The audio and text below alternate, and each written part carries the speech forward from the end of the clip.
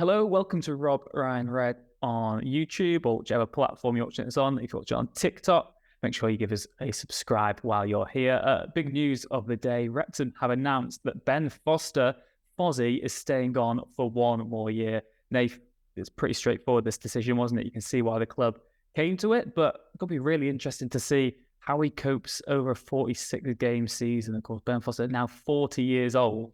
He'll be 41 by the end of the campaign. And yeah, top keeper, but slight risk maybe in terms of the deal.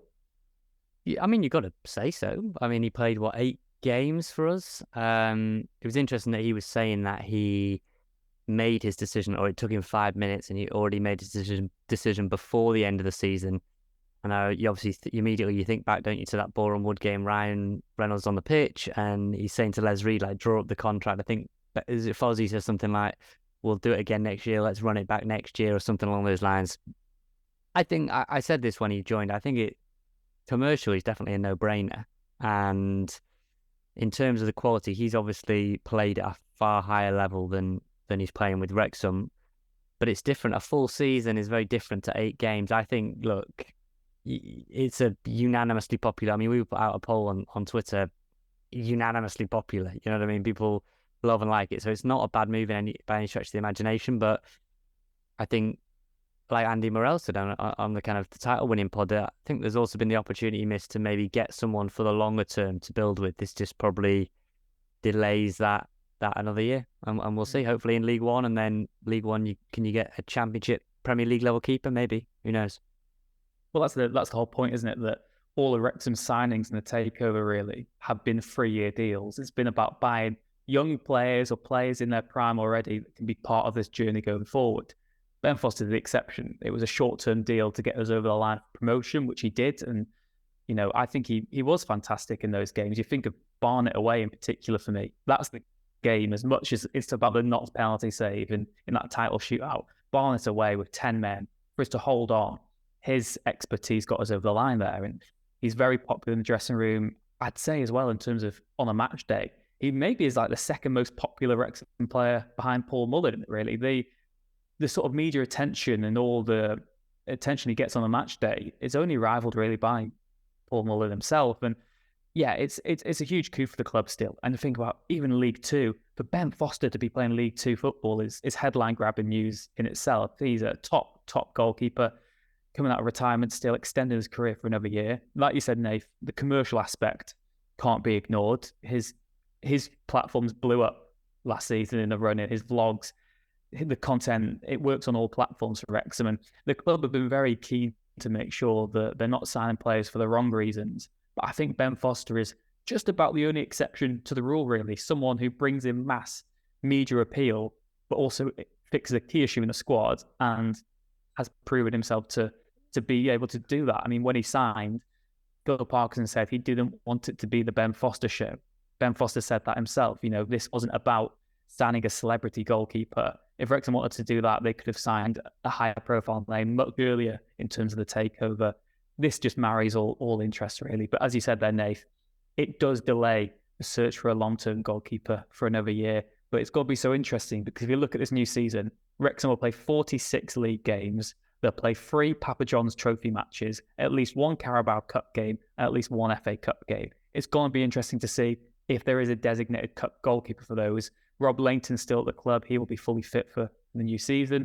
And Mark Howard, of course, played in the 7v7 tournament just last week. So it's a bit uncertain because in the space of a year, Mark Howard arrived as the number 1 and that was arguably third choice.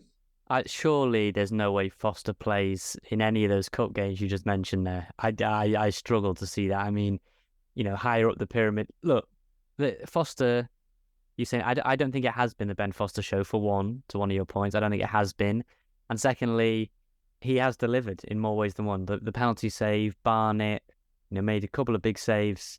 Even before that penalty save in the Notts County game, and even Boreham Wood, I know he gets beat for the goal, nothing he can do about that, but makes a couple of saves.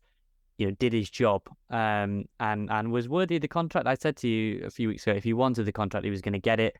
I'm just going to read you quickly some of his quotes from the announcement he put. At the end of last season, it was obvious that I enjoyed being at the club. I think we all saw that. I love being part of the team and everything that Wrexham stands for. The fans took to me so warmly. Phil Parkinson is brilliant. Steve Parkin is top class. I love Aidan Davison to bits, and the co-chairman are out of this world. I decided before the end of our season I wanted to do it because it feels like home. I've never joined a football club and felt at ease so quickly. I mean, we're biased because we're Wrexham fans and we do a Wrexham podcast, but Wrexham is the place to be. And if anything, I'm more interested to see what happens. Touch wood, knock on wood, that if there's any injury or anything like that, you've got in the stable now 3 goalkeepers that at any one time have been Wrexham's number one. Rob Lainton before the takeover, undisputed number one.